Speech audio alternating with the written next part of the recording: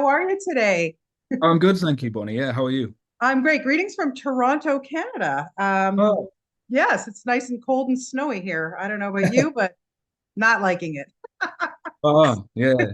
I love Toronto though. What a great place. Yeah, well, Um, you're always welcome. So just give me a call if you need a tour around or whatever. I'm I happy to will show do. you around. Thank you. That's very You're kind. very welcome. Billy, congratulations on this Kids Know. Okay, first off, I got to dive right in here because I know a lot about tent boxing, this fairground boxing phenomenon thing. I really wasn't that aware of it. Was it something that was on your radar before you got this? I had very limited knowledge about tent boxing. There was a book by a guy called Fred Brophy. What's really interesting is there's some real rivalry and kind of ancient politics in this world. Okay. Uh, Between these sort of different troops of tent boxers. And I sort of had no concept of this. So, but I'd read this book by a guy called Fred Brophy and sort of turned up and started citing passages from this book when we were talking at the beginning of the project. Interesting. And I was sort of told not to do that. Don't talk about don't talk about Fred Brophy. I don't know. I mean, I took it with a pinch of salt. I don't know how serious the Yeah. rivalry really is, but yeah, I don't know. I had limited knowledge of it. But we were very lucky because we were surrounded by there's a guy called Michael who the tent that appears in the film, it is his grandfather's tent, or maybe even older than that. So we're Wow. talking 1930s or something. Um, and that was the actual tent that we used, and it had been patched over, new bits of fabric on the ceiling. Some of the fabric Sure. was so thin, it sort of the light permeated through it and Yeah. created this hazy effect inside, which Wow. like Gary Phillips was in love with this tent because of what the light did on the ceiling. Yeah. And so yeah, I don't know. We were surrounded by these people who were very knowledgeable about it. Yeah. So any questions I had about how things functioned were answered very quickly and really well. So yeah. Cool. Okay. So then once you started to take on or realize like, okay, I'm going to play this guy. Clearly you had to kind of get in shape and learn, wow. Can you talk about your preparation for that? Not just the physical. I want to talk about mental after, but just the physical Sure. preparation for this. Yeah, so I initially had the conversation with Paul Goldman, about the film. He sent me the script. I went, "Whoa, this is, it's like a dream of a lot of young actors, a boxing movies arriving here." And I realized, like reading it, I went, "Oh, this isn't just your standard boxing film, Yeah. but the boxing is really important. It almost takes on, the role of a character in itself. Sure. And so so anyway, I read this and I realize I've got to get in shape. So I find a trainer in London, and I sort of train for 6 months with a guy called Rob Lynch, who does train professionals. And we worked together and we were working on like create because obviously every boxer who's been doing it their whole lives has their own, unique style. Sure. Uh, so we were trying to build that language, and I was sort of trying my best because Paul was still in Australia, trying to let him know what we were doing and fill him in on this stuff. And that was a little difficult, in terms of communication. Hmm. So then I get to Perth and we start rehearsing for the film. And Paul and I are still talking about the boxing stuff. It turns out that we can't shoot the fighting scenes because of the location until the very end of the shoot. Oh, wow. So, so I'm like peak physical fitness. I've been training my ass off for 6 months, and then Yeah. Paul said, "No, we got to do it at the end of the Right. film." So have a few So hamburgers now and maybe later you'll work it off.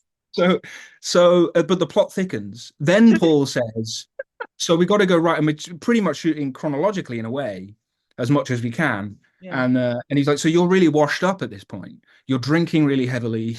And of course, I'm in the outback of Australia with Right. a lot of Australians who, love to drink. So, Yeah. When in and Australia, why not? Right? yeah, Yeah. so a bit of method acting takes place, and we do more Wow. research every night, and then Paul also says to me, he says, "I also think you're a chain smoker." Oh God. And I was like, okay. Yeah. Yeah. Anyway, and I hadn't been smoking or drinking or whatever for ages. I've been training really hard, And anyway, I'd take up smoking. I used to smoke, so it doesn't take much. And I'm like, yeah, okay, fine. I've become a chain smoker. So I really am. So every time you see me smoking in the film, I'm actually smoking So cigarettes. you're And very method, Billy. Very yeah, method. yeah. Well, my arm was twisted. I sort of had to be. Yeah. Exactly. Um, Okay. So looking at your career, whether on stage and on screen, lots of dark characters you like to play. I think they're probably more fun to play these dark guys. But then you have to get into the mental state of this guy and what he's going through. Was that a challenge for you? I just think I think what they've done with the writing, I mean, it really spoke to me because I felt there was a real delicate balance with handling. It's funny because it's sort of like a conversation with the expectations, who's going to watch this film, like Sure. what do they expect from a boxing movie, and so it's like how do we handle that, and how do we sort of not tick those boxes but still deliver that and create this thing that's much more, I would argue, like it's full of poetry and it's full of this really existential um thing that the kid finds himself in, at the beginning of this film. How do we balance that? And I think it was done successfully. And then through rehearsals and also the discussions I had with Paul, I managed to find a real sort of, I suppose there's a vulnerability to him. I don't know whether that's the right word, but Yeah. a fragility there, Well, there'd because have to be, I would think, right? yeah, How could it not? Yeah, absolutely. Yeah. No, no, I thought you did a really great job and a good balance to us getting to know him. So kudos to you for that.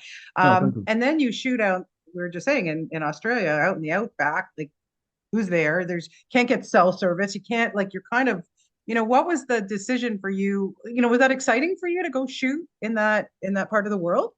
Yeah, well, look, just shortly before I went over there, I watched a film called Waking Fright, which was uh, about a guy going out to exactly where we were going to shoot.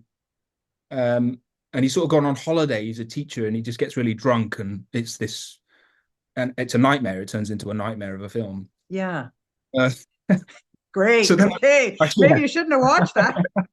I found myself there in Kalgoorlie, and I'd Yeah. read a few books about Kalgoorlie and its history, and it's really dark stuff, about Indigenous history there. And I Yes. was also there's um there a lot of the guys in the film, like Hunter Page Lachard and Mark Hall Smith and Shaka Cook, I got a real education too about the land and Mm. about indigenous Australian history. Well, that's fascinating. Yeah. What it really, it really was, and I felt very fortunate to have had those conversations and to learn that stuff, and it Cool. sort of brought to my attention that he said, a lot of white Australians don't know this stuff, um, Right.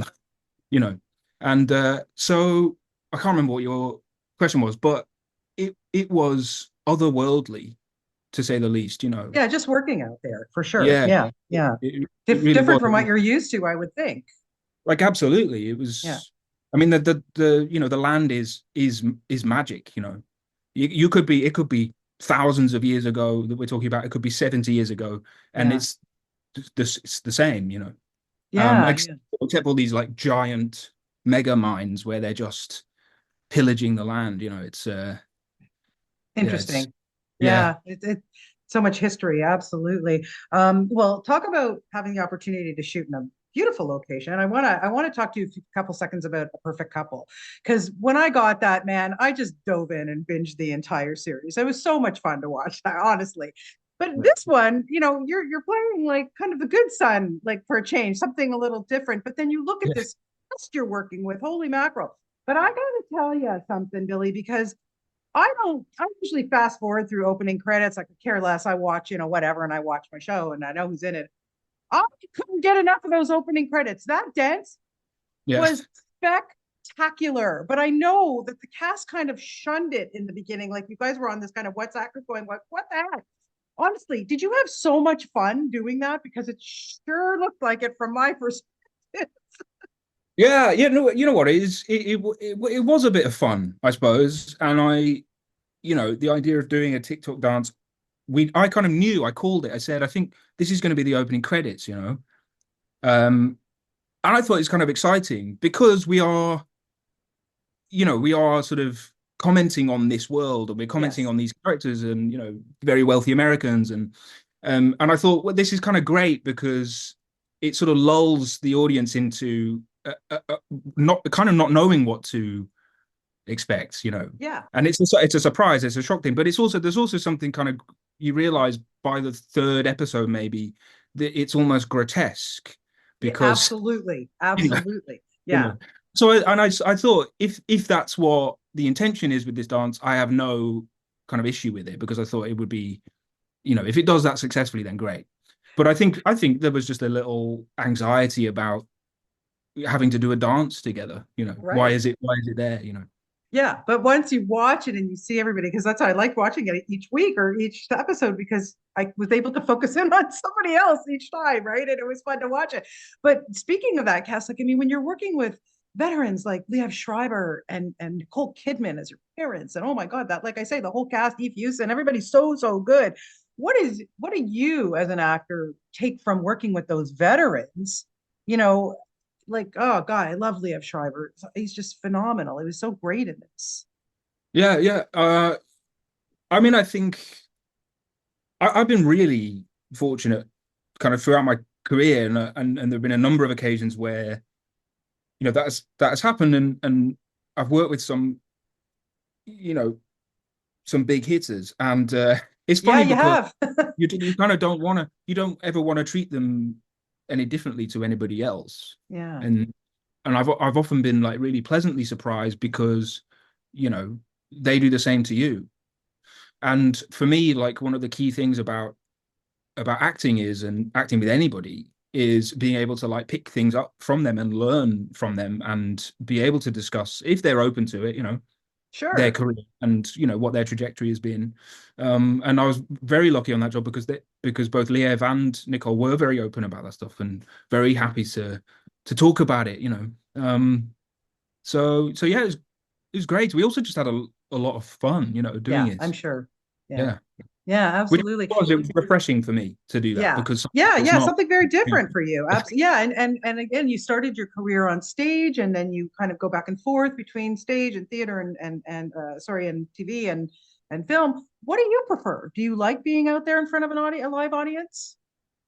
And there's nothing else like it to have that sort of immediate connection with the people listening to or watching this story Yeah. is it's unlike anything else, and it's what I first knew. You're right, you know that's where I started out, and that is where I learnt my craft really. But they offer me, you know, they offer me different things. There are Yeah, but they also speak to each other and they feed off of one another, you know. for So sure. sometimes I get a real urge to want to go and do theater because I'm craving it. I'm craving that connection with an audience and Yeah. the immediacy of that. And then if I've been doing the run of a play, it's great to then go away and do something where I can just sit with the character and not have to think necessarily or too much about, Yeah.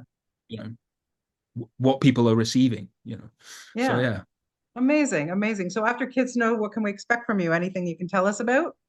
Uh I'm still sort of undecided. So Okay. yeah. Well, Yeah. good. Take a break. You deserve it. Yeah. Thank you. Wonderful. Well, listen, like I said, you were so good in this film, and honestly, I learned a lot. Like, I found it fascinating this whole world, and I thought you did such a wonderful job in it. So, congratulations on your performance in Kids Know, and thank you so much for your time today. I really appreciate this, Billy. Thank Oh, you. my pleasure. Thank you. Okay, have a great day. Thank you. Okay, bye bye. Okay, bye bye.